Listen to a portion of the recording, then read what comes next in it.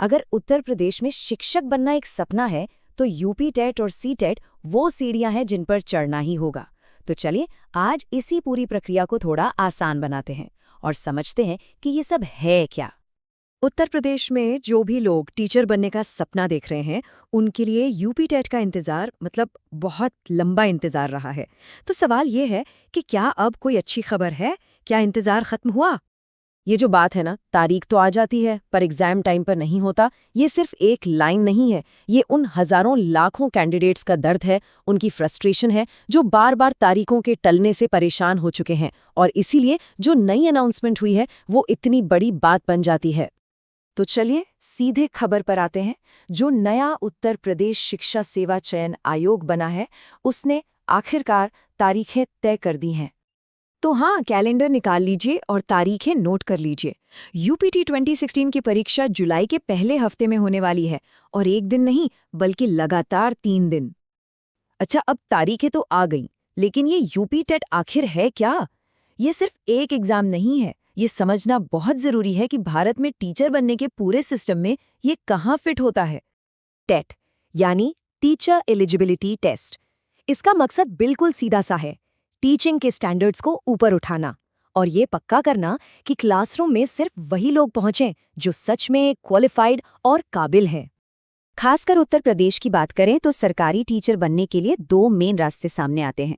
एक है सीटीईटी, जो कि सेंट्रल लेवल का एग्जाम है, और दूसरा है यूपीटीईटी, जो खास तौर पर उत्तर प्रदेश के लिए है। तो फिर सवाल उठता है कि इन दोनों में यानी सीटेट और यूपीटेट में आखिर फर्क क्या है, और करियर के हिसाब से कौन सा एग्जाम देना ज्यादा फायदेमंद रहेगा। चलिए इसी को समझते हैं। देखिए, सबसे बड़ा और बुनियादी फर्क है इनके दायरे का, इनके स्कोप का। सीटेट पास करने का मतलब है कि पूरे भारत में सेंट्रल गवर्नमेंट के स्कूलों जैसे केंद्रीय विद्यालय, नवोदय विद्यालय, इन सब के दरवाजे खुल जाते हैं। वहीं दूसरी तरफ यूपीटेट जो है वो खास तौर पर सिर्फ उत्तर प्रदेश की सरकारी नौकरियों के दरवाजे खोलता है। अब बात करें एलिजिबिलिटी की, तो दोनों के लिए बेसिक क्वालिफिकेशन लगभग एक जैसी है। मतलब सीनियर सेकेंडरी में कम से कम 50% मार्क्स तो चाहिए ही। हाँ, लेकिन जो डिप्लोमा या डिग्री चाहिए उसमें थोड़े बहुत फर्क हैं, जो यहाँ साफ दिख रहे हैं। ठीक है, एलिजिबिलिटी समझ आ गई। अब चलते हैं एग्जाम के अंदर। मतलब एग्जाम का पैटर्न कैसा होता है। जब कैंडिडेट एग्जाम हॉल में बैठता है तो उसके सामने क्या होता है? ये जो सामने है, ये यूपी टेट की एक ऑफिशियल आंसर की है। इसे देखकर एक बात तो बिल्कुल साफ हो जाती है, पूरा का पूरा पेपर एमसीक्यू यानी मल्टीपल चॉइस क्वेश्चंस वाला होता है। एक सवाल 4 ऑप्शन, और इसमें अलग अलग सब्जेक्ट्स के सेक्शन बटे होते हैं। दोनों ही एग्जाम्स में, चाहे सीटेट हो या यूपीटेट, 2 पेपर होते हैं। पेपर 1 होता है उन टीचर्स के लिए जो क्लास 1 से 5 तक पढ़ाना चाहते हैं, और पेपर 2 होता है क्लास 6 से 8 के टीचर्स के लिए। और जाहिर है दोनों लेवल के लिए सब्जेक्ट्स भी अलग अलग होते हैं। और यहाँ एक बहुत ही जरूरी बात है जो कैंडिडेट्स को पता होनी चाहिए। 150 सवाल 150 मिनट, यानी हर सवाल के लिए 1 मिनट। और सबसे अच्छी बात, कोई नेगेटिव मार्किंग नहीं है। इसका सीधा मतलब है कोई भी सवाल छोड़ने की जरूरत नहीं, बिना डरे हर सवाल को अटेम्प्ट किया जा सकता है। तो 150 सवाल कर लिए। अब बात आती है क्वालिफाई करने की। लेकिन इस एग्जाम को पास करने का मतलब क्या सिर्फ कुछ सवालों का सही जवाब देना है? नहीं, कहानी इससे थोड़ी आगे की है। ये है वो मैजिक नंबर्स। क्वालिफाई करने के लिए जनरल कैटेगरी के कैंडिडेट्स को 150 में से 90 नंबर लाने होते हैं, यानी 60%। वहीं जो रिजर्व्ड कैटेगरीज हैं उनके लिए ये आंकड़ा थोड़ा कम, यानी 55% है। लेकिन क्या सिर्फ इतने नंबर लाना नौकरी की गारंटी है? यही तो सबसे बड़ा सवाल है।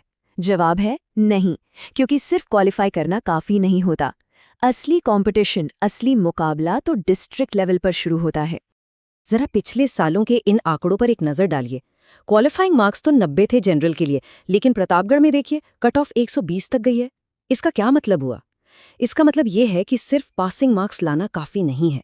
मेरिट लिस्ट में अपनी जगह बनाने के लिए जितना ज्यादा स्कोर हो सके उतना अच्छा है। अच्छा, तो जब ये सारी मेहनत रंग लाती है और मेरिट लिस्ट में नाम आ जाता है, तो मिलता है एक सर्टिफिकेट। और पता है, हाल ही में इस सर्टिफिकेट की वैल्यू बहुत ज्यादा बढ़ गई है। पहले क्या होता था कि ये यूपी टेट का सर्टिफिकेट सिर्फ 7 साल के लिए वैलिड होता था। यानी 7 साल के अंदर नौकरी नहीं मिली तो फिर से एग्जाम दो। एक अलग ही प्रेशर बना रहता था कैंडिडेट्स पर। लेकिन अब वो सब बदल चुका है। अब ये सर्टिफिकेट 7 साल के लिए नहीं बल्कि लाइफ टाइम के लिए वैलिड है। ये सच में एक गेम चेंजर है। सोचिए, एक बार क्वालिफाई कर लिया तो बार बार एग्जाम देने का झंझट खत्म। जब भी वैकेंसी निकले बस अप्लाई करना है। इससे कैंडिडेट्स को एक लॉन्ग टर्म करियर सिक्योरिटी और फ्लेक्सिबिलिटी मिलती है। तो अब जब रास्ता पहले से ज्यादा साफ है और हाथ में एक लाइफ टाइम वैलिड सर्टिफिकेट है, तो सवाल ये है कि इस टीचिंग की यात्रा में अगला कदम क्या होगा? ये बदलाव यकीनन आने वाले शिक्षकों को एक नए आत्मविश्वास के साथ अपने भविष्य की प्लानिंग करने की ताकत देता है।